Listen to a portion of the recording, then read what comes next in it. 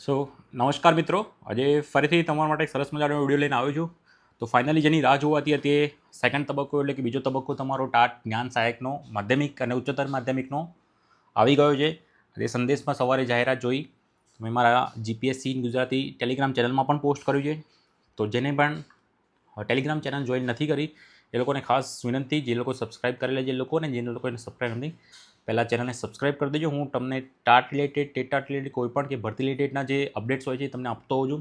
અને આજે સવારે મેં ચેનલમાં જે આપણી જીપીએસસી ગુજરાતી ટેલિગ્રામ ચેનલ છે ત્યાં મેં પોસ્ટ કરી દીધી. જો તમે ત્યાં જોઈન ના કર્યો તો જોઈન કરી લેજો. હું ડિસ્ક્રિપ્શનમાં તમને લિંક મૂકી દે ટેલિગ્રામ ચેનલની. તો ચાલુ કરીએ આજનો વિડીયો, જે ખાસ કરીને છે જ્ઞાન સહાયક માધ્યમિક અને ઉચ્ચતર માધ્યમિક માટે. અને તમે જોઈ શકો છો અહીંયા કે જાહેરાત આવી ગઈ હતી સવારે. પ્રથમ તબક્કો અત્યારે હાલ ચાલી રહ્યો છે અને એવામાં સેકન્ડ તબક્કો હવે જાહેરાત થઈ ગયો છે. સેલેરી પ્રમાણે જ છે કે જે 24,000 સેલેરી છે જે જ્ઞાન સહાયક માધ્યમિકની છે અને 26,000 છે ઉચ્ચતર માધ્યમિક. હવે આમાં કોણ ફોર્મ ભરી શકે છે એ પ્રશ્ન અને તારીખો, અને પછી ત્રીજો તબક્કાની આપણે ડિસ્કસ કરીશું કે ત્રીજો તબક્કો ક્યારે આવશે.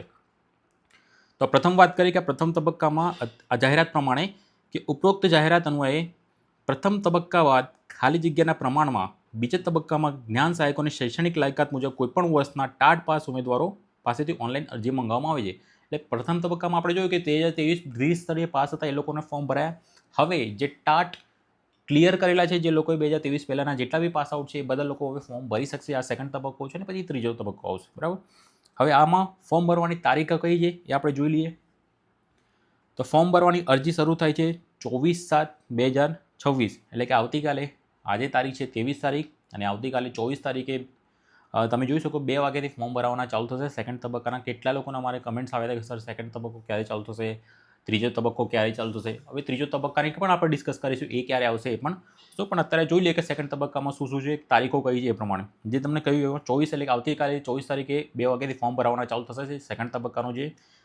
અને પછી એનો ફોર્મ ભરવાની છેલ્લી તારીખ છે 30/7/2026, એટલે કે 11-12 વાગ્યા સુધી તમે રાત્રે ભરી શકશો 30 તારીખ સુધી. અને પછી એટલે 6 દિવસ તમને એક મળે છે, 6 દિવસ જેવો.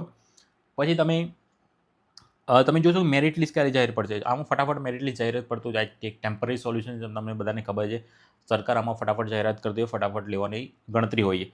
હવે આ લોકોની જાહેરાત કરશે મેરિટ જાહેરાત 3/8/2026, એટલે 3 દિવસ પછી તરત જ તમને મેરિટ લિસ્ટ જાહેરાત કરતા છે. જેટલા લોકોએ ફોર્મ ભર્યું છે, કેટલા લોકોમાં કેટલી જગ્યાઓ ખાલી છે એ પ્રમાણે જગ્યાઓ ખાલી પ્રમાણે તમારી જાહેરાત, તમે કેટલા ફોર્મ ભર્યા બધાની જાહેરાત મેરિટ લિસ્ટ મુકાઈ જશે. મેરિટ લિસ્ટ મુકાયા પછી શું હોય છે કે પછી તમારે જિલ્લામાં સ્કૂલ પસંદગી કરવાની હોય અને ત્યાં ડોક્યુમેન્ટ વેરિફિકેશન કરવાનું હોય, બરાબર. તો ડોક્યુમેન્ટ વેરિફિકેશન કરવા માટે અને જિલ્લા શિક્ષણ અધિકારી તમારી જિલ્લા કચેરી તમારી જે તે વેબસાઇટ પર મૂકેલી જ છે લિસ્ટ કે તમારે કયા જિલ્લામાં કઈ જગ્યાએ તમારે ડોક્યુમેન્ટ વેરિફિકેશન કરવાના છે. તો ત્યાં તમે ડોક્યુમેન્ટ વેરિફિકેશન કરાવી શકો છો. તો પહેલી તારીખ છે 5/8/2026, મેરિટ 3 તારીખે મુકાશે અને એના બીજા અને ત્રીજા દિવસે 5 તારીખે તમારે પહેલો જિલ્લો પસંદ કરવા જવાનો છે. તમારે પોતાનો એક જ જિલ્લો પસંદ કર્યો છે એ કર્યા પછી જો તમને ત્યાં તમારા પોતાના જિલ્લામાં જગ્યાઓ નથી મળતી તો શું, તો મારે બીજા જિલ્લામાં એપ્લાય કરી શકું? હા, હું બીજા જિલ્લામાં બીજા અને ત્રીજા 3 જિલ્લા સુધી એપ્લાય કરી શકું. જો ત્યાં જગ્યાઓ ના મળે ને મારે ચાન્સ નથી આવતો તો 5 તારીખે જ્યારે હું જિલ્લા શિક્ષણ અધિકારી ઓફિસમાં ત્યાં જઈશ કચેરી ડાયરેક્ટ કચેરીમાં, તો ત્યાં સપોઝ મને જગ્યા નથી મળતી તો 5 તારીખ સાંજે એટલે કે રાત્રે 11 વાગ્યાની 10 વાગ્યાની આસપાસ તમે ફોર્મ એડિટ કરી શકશો. એ જ તારીખે 5 તારીખે રાત્રે 10 વાગ્યાની આસપાસ તમે ફોર્મ એડિટ કરી શકો, 10-11 વાગ્યાની આસપાસ. તો બીજા દિવસ એટલે 6 તારીખે સાંજના 5 વાગ્યા સુધી તમે ફોર્મ એડિટ કરીને ત્યાં તમે તમારો જિલ્લો ચેન્જ કરી શકશો અને એની પ્રિન્ટઆઉટ કાઢી લેવાની. અને જે તે તમે જિલ્લો આજુબાજુનો કે જે જિલ્લામાં તમે સિલેક્ટ કર્યું હોય તો તે જિલ્લામાં તમે ત્યાં જઈ શકો છો અને ત્યાં ફોર્મ તમે સબમિટ જઈ શકો છો. અને ત્યાં 7 તારીખે એટલે 5 અને 6 અને 7 તારીખે પછી બીજો જિલ્લો જ્યાં સિલેક્ટ કર્યો છે તો તમે તે 7 તારીખે ત્યાં તમે જઈ શકશો. તો ત્યાં તમે ડોક્યુમેન્ટ વેરિફિકેશન કરાવવાના છે અને પછી ત્યાં તમારે સ્કૂલ પસંદગી કરવાની.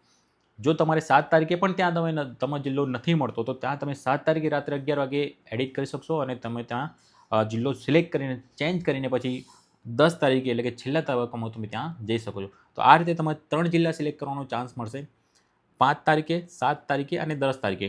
એટલે પ્રોસેસ 24 તારીખથી ચાલુ થાય અને 10 તારીખે એટલે 14-15 દિવસમાં ઓલમોસ્ટ બીજો તબક્કો પતી જશે. આ રહી બીજા તબક્કાની વાત. આના રિલેટેડ તમને કોઈ ક્વેશ્ચન હોય કે ક્વેરી હોય તો તમે મને કમેન્ટ્સમાં જણાવજો. હવે આપણે એના પછી ત્રીજા તબક્કાની વાત કરીશું કે ત્રીજા તબક્કો ક્યારે આવશે અને ત્રીજા તબક્કામાં કેટલી વેકેન્સીઓ રહી શકે છે, શક્યતાઓ કેટલી. આમાં પણ કેવું છે કે અત્યારે વેકેન્સી તમને ઉપર વેબસાઇટ પર તમને ત્યાં બતાવી દેશે. ત્યાર પર તમે જોશો કે ત્યાં જિલ્લો પહેલો બીજો ત્રીજો જિલ્લો પસંદ કરો. તો જેવો જિલ્લો પસંદ કરીએ છીએ ત્યાં તમે મારો લાસ્ટ વિડીયો ના જોયો તો જોઈ લેજો. એમાં કેવી રીતે હોય છે, કેવી રીતે જિલ્લા સિલેક્શન પદ્યા પછી કેટલી જગ્યાઓ વધે બધું બતાવે છે. તો પહેલો જિલ્લો પસંદ કર્યા પછી એમાં કેટલી જગ્યાઓ ભરાઈ છે અને કેટલી જગ્યાઓ બાકી છે એ પણ તમને પ્રોપર બતાવશે. એટલે બધું તમને ટ્રાન્સપરન્ટ છે વેબસાઇટ પર, તમે જોઈ શકો છો. એ મેં લાસ્ટ વિડીયોમાં તમને બતાવ્યું છે. તો એ રીતે આમાં પણ જેટલી પણ જગ્યાઓ ખાલી હશે એના માટે તમને ફોર્મ ભરાવશે અને જેવી પહેલા જિલ્લામાં બીજા તબક્કા અને ત્રીજા રાઉન્ડમાં 3 પતી જશે અને પછી આવશે છેલ્લો તબક્કો. છેલ્લો તબક્કો આવવાની શક્યતાઓ નહીવત તો નથી. છેલ્લો તબક્કો આવવાની શક્યતાઓ છે કારણ કે એટલી બધી ટાટ ઉમેદવારો હોય.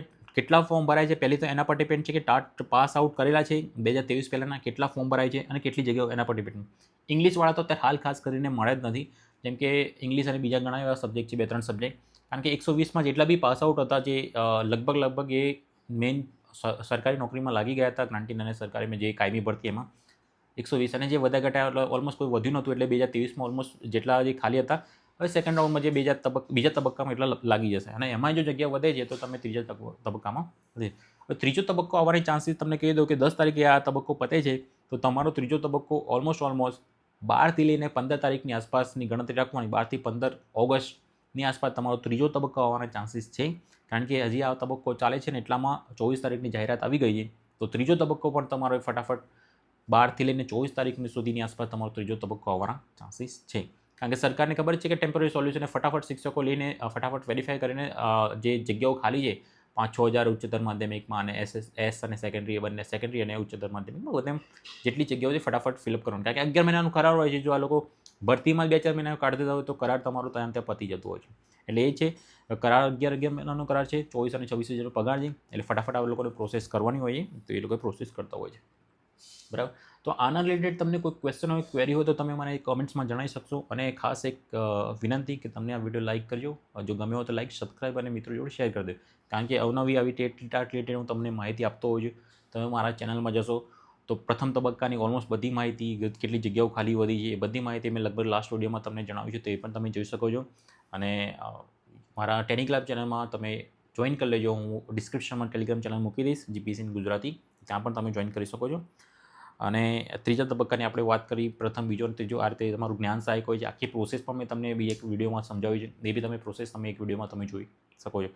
આના સિવાય પણ તમને કહી દઉં કે ટેટ 1માં હાલ અપડેટ છે કે ટેટ 1માં જે કોર્ટ કેસ ચાલે છે કદાચ એના કારણે ભરતી થોડી વધારે લંબાઈ ગઈ છે. પિટિશનરો કેસ છે અને આ બાજુ છે તારીખ પડતી રહી છે. તમને ખબર છે લાસ્ટ ટાઈમ પણ તારીખ પડી. અમને આશા હતી કે પીએલએમ લાસ્ટ ટાઈમ ડિસ્કશન થયું કે પીએલએમનો હવે બનવાના ચર્ચા ચાલુ થઈ ગયા છે. લગભગ 5-1 મહિના થઈ ગયા છે. પીએલએમ હજી બન્યું નથી. પરંતુ હવે લાસ્ટ ડિસ્કશન થઈ એ પ્રમાણે એવું લાગી રહ્યું છે કે કદાચ હવે પીએલએમ બનવાની પ્રોસેસ પણ ફટાફટ ચાલુ થઈ જશે. કારણ કે જે પિટિશનરોના વકીલ છે એમને પણ સ્વીકાર્યું છે કે પીએલએમ બનાવવાનો અમને કોઈ વાંધો નથી. પરંતુ આ બાજુ હવે કોર્ટ કેવો નિર્ણય લે છે એ બધું હવે આપણે જોવાનું છે. કદાચ બુધવારની તારીખ હતી પણ હવે ફરીથી એક નેક્સ્ટ તારીખ પડી છે. આવી તારીખોની તારીખ પડશે તો લગભગ ભરતી ખાસી લંબાઈ જશે. એટલે હવે લોકો આંદોલનમાં મૂડમાં પણ જે 11,000 શિક્ષકો જે પાસ આઉટ થયા છે એ લોકો આંદોલનમાં મૂડમાં પણ છે. જોઈએ હવે શું થાય છે. તો તમારો કોઈ પ્રતિભાવ કે તમારો કોઈ કમેન્ટ્સ હોય તો તમે મને જણાવજો. અને તમારું કેટલું મેરિટ થાય છે ટાટ 2023 પહેલાંના એ પણ તમે જણાવજો. કેટલા માર્ક્સ છે તો તમારું મેરિટ અંદર લાગશે કે નહીં લાગે. બધા પ્રશ્નો હું તમને આપવાનો પ્રયત્ન કરીશ જેટલા બને એટલા. તો બીજું કોઈ ક્વેશ્ચન હોય તો પ્લીઝ કહી દેજો. અને આના સિવાય પ્લીઝ મારી ચેનલને સબસ્ક્રાઈબ અને શેર કરી દેજો મિત્રો જોડે જેટલા બી તમારા ગ્રુપ છે. તો thank you so much. Thank you.